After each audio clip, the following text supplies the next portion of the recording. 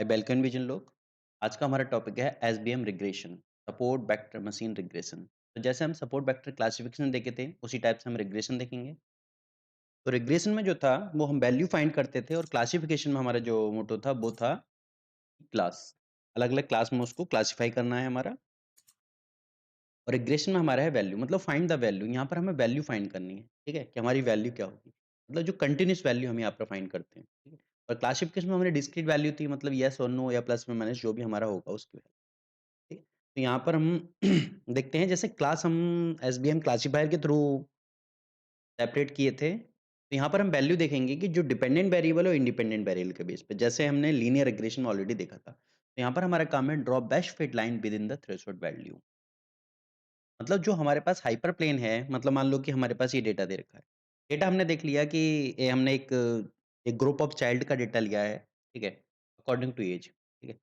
उनकी हमने हाइट देखी है, ठीक, हाइट क्या है उनकी, तो उस हाइट के पर्टिकुलर उनका वेट क्या है। तो हमने ये जो ग्रुप ऑफ चाइल्ड का डेटा है हमारे पास, हाइट वर्सेस वेट का, मतलब इतने हाइट पर इतना वेट रिक्वायर्ड है जो भी हमारे पास है। तो हमारे पास अवेलेबल ऑफ डेटा इतना हमारा हमारे पास आ गया, ये डेटा हमारे पास अवेलेबल। तो ये हम उसी टाइप से करेंगे जैसे हम क्लासिफिकेशन के अंदर क्लास बनाते थे, लेकिन यहाँ पर हमें अप्लाई करना है जैसे हमने लीनियर रिग्रेशन देखा था। तो लीनियर रिग्रेशन में हमने क्या था कि लीनियर स्ट्रेट लाइन ड्रॉ की थी। और वही स्ट्रेट लाइन, जैसे मान लो कि हमने यहाँ पर कोई स्ट्रेट लाइन ड्रॉ कर दी, ठीक है, मतलब जिसको हमने बोला था हाइपर प्लेन। मान लो कि यहाँ पर हमने कोई स्ट्रेट लाइन ड्रॉ कर दी, that is called hyperplane, इसको हमने बोला हाइपर प्लेन है ये, ठीक है। हाइपर प्लेन, जैसे हमने हाइपर प्लेन के लिए देखा था, हमारे पास क्या था, जो इक्वेशन थी स्ट्रेट लाइन की वो थी y equal to m x plus c, जो हमने देखा था लीनियर रिग्रेशन, ठीक है, या उसमें भी देखा था जब हमने बेस्ट फिट लाइन ड्रॉ की थी यहाँ। तो यहाँ पे उसी तरह से हमने क्या किया, यहाँ पर एक बेस्ट फिट लाइन ड्रॉ कर ली, ठीक है, जो हमारी क्या है हाइपर प्लेन है, इसको हमने बोला हाइपर प्लेन। इससे पहले हम क्लासीफायर में देख ही चुके हैं। तो क्लासीफायर में हमारा क्या था, हमने लिया था pi equal to W X plus E, इसको हम लेके चले थे, ये हमारा वेक्टर था। तो यहाँ पर हमने देखा कि हमारे पास एक ग्रुप ऑफ एज है, मान लो कि 2 साल या 4 साल जो भी हमारे पास एज है, 1 ईयर साल दे दिया। तो 1 साल पे बच्चे का वेट इतना होना चाहिए, 2 साल पे बच्चे का वेट इतना होना चाहिए। तो एक हमारे पास एक रेंज बनती जा रही है, मतलब ऐसा नहीं है कि फिक्स हमारे इतने ही होने चाहिए। तो एक हमारे पास रेंज बनती जा रही है कि इतने से इतने के बीच में होना चाहिए। तो जो इतने से इतने के बीच में था, हमने उसको ड्रॉ किया था मार्जिनल प्लेन के थ्रू। हमने कैसे ड्रॉ किया था, मार्जिनल प्लेन। इसी टाइप से हम यहाँ पे कर लेंगे मार्जिनल प्लेन। हमने जैसे सपोर्ट वेक्टर के थ्रू बनाया था उसी टाइप से हमने यहाँ पे मार्जिनल प्लेन ड्रॉ कर लिया। अब मार्जिनल प्लेन के लिए हमने देखा है कि जो हमारी एक्चुअल वैल्यू है that is a hyperplane. तो यहाँ पर जो हमारी एरर है, यहाँ पर एरर हमारी कुछ नहीं है, लेकिन ये एरर एक मार्जिन लेवल पर होनी चाहिए, मतलब इतनी मार्जिन लेवल तक हो सकती है। तो हमने यहाँ पर एक मार्जिन ले लिया, यही मार्जिन हमारा थ्रेशोल्ड वैल्यू है। यही मार्जिन हमारा क्या है, थ्रेशोल्ड वैल्यू है, थ्रेशोल्ड वैल्यू। तो इसको हम नोट कर सकते हैं, that is a hyperplane, इसको हम हाइपर प्लेन बोल सकते हैं।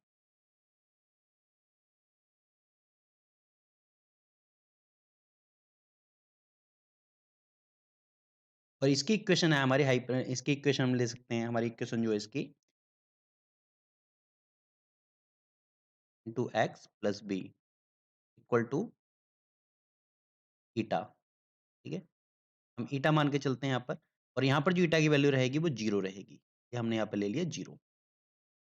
तो हमारे यहाँ पे हमने ले लिया, तो ये हमारे पास पॉजिटिव साइड आ गई। तो इसको हमने ड्रॉ कर दिया पॉजिटिव से। तो ये हमारे पास आ गया प्लस एप्सिलॉन, ईटा नहीं था एप्सिलॉन था।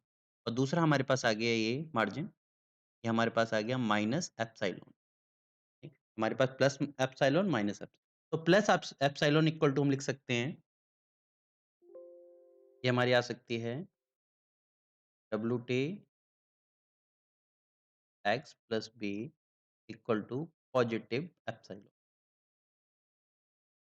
इसी टाइप से हमारे इसको हम लिख सकते हैं W T into x plus B equal to minus epsilon, ठीक है। तो यहाँ पर प्लस मतलब यहाँ पर नेगेटिव साइड है, जैसे हमने वहाँ पर नेगेटिव क्लास और पॉजिटिव क्लास देखा था क्लासिफायर में।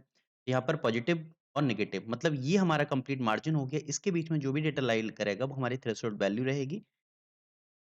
यहाँ पर कोई भी एरर होगी उसको हम टॉलरेट कर सकते हैं इस रीजन के विदिन, इस रीजन के विदिन जो भी हमारी रहेगी तो इसको हम एरर टॉलरेट कर सकते हैं। ये हमारा एप्सिलॉन ट्यूब बोलते हैं इसको या एप्सिलॉन रीजन बोल सकते हैं इसको। ठीक है? तो इस रीजन के अंदर जो भी एरर है हमारी, ठीक है? वो टॉलरेट रहेगी, इससे एरर बाहर नहीं निकलनी चाहिए। तो जो डेटा पॉइंट है एप्सिलॉन ट्यूब के बाहर होगा, ठीक है? या मार्जिनल प्लेन की तरफ होगा। जैसे मान लो कि हमने यहाँ पर ले लिया डेटा, हमारे पास कुछ डेटा यहाँ पर आ गए, ठीक है? मान लो कि एक बच्चे का 2 साल पर वेट बहुत ही ज़्यादा कम है, ठीक है? इसमें देखा हमने यहाँ पर भी कम है। तो एक हमारा अंडर फिटेड हो गया, एक ओवर फिटेड हो गया, ठीक है? मान लो कि इसका तो हम देखेंगे इस हाइपर प्लेन के जो मार्जिनल प्लेन है, ठीक है? तो उससे बाहर जा रहा है हमारा मार्जिनल प्लेन जो हमारा है ये जिसको हमने एप्सिलॉन ट्यूब बोला है, उस प्लेन से बाहर है। तो ये जो हमारी होगी अनटॉलरेटेड एरर होगी, ठीक? और इसकी वजह से क्या होगी हमारी जो एक्यूरेसी है वो कम हो जाएगी, ठीक है? और इसको डिनोट करने के लिए हमने एक स्लैक वेरिएबल का यूज़ किया है, ठीक है? स्लैक वेरिएबल का यूज़ किया है जिसको हम बोलते हैं ईटा, ठीक है? अब मार्जिनल प्लेन के अंदर हमारे क्या होगा ईटा 0 होगा। कहाँ पर? ई ट्यूब के अंदर, ठीक है? एप्सिलॉन ट्यूब में के अंदर जो हमने ये ट्यूब मानी है, ठीक है? इसके अंदर क्या होगा हमारा एप जो ईटा की वैल्यू है वो 0 रहेगी। एक हमारा एक स्लैक वेरिएबल है जिससे हमने इसको दिखाया है। या इसको लिख सकते हैं मार्जिनल प्लेन। तो ये हमारा हो गया विदिन मार्जिनल प्लेन। अब मार्जिनल प्लेन से ऊपर की साइड मतलब इस मार्जिनल प्लेन से ऊपर की साइड जैसे हमने ये रीजन देख रहे हैं हम कलर जैसे ये है हमारा। तो ये हमारा क्या आएगा? इसको हम बोलेंगे पॉजिटिव ईटा। ठीक है? हमारा पॉजिटिव ईटा है। तो जो मार्जिनल प्लेन के ऊपर होगा, ठीक है? तो मार्जिनल प्लेन के ऊपर साइड जो होगा उसे हम कैसे दिखा सकते हैं? उसे हम दिखा सकते हैं by I minus x I into epsilon equal to positive, ठीक है? इस टाइप से हम दिखा सकते हैं।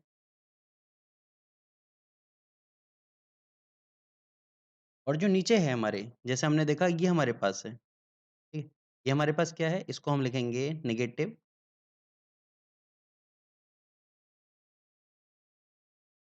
ईटा। तो इसको हम ड्रॉ कर सकते हैं pi i minus x i epsilon equal to minus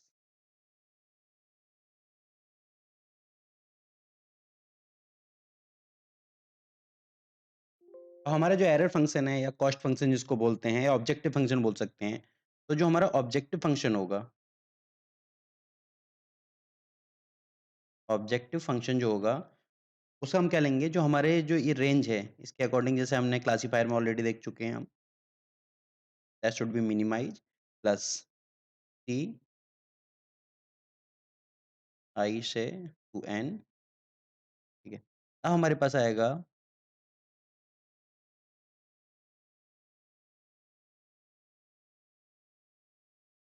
plus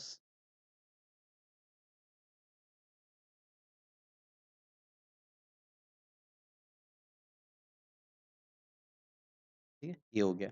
ये प्लस हमारा है मतलब जो अबव साइड है डेटा जो हमारा ये था, ठीक है? और ये नेगेटिव साइड है, ये हमारा जो ये था, ठीक है?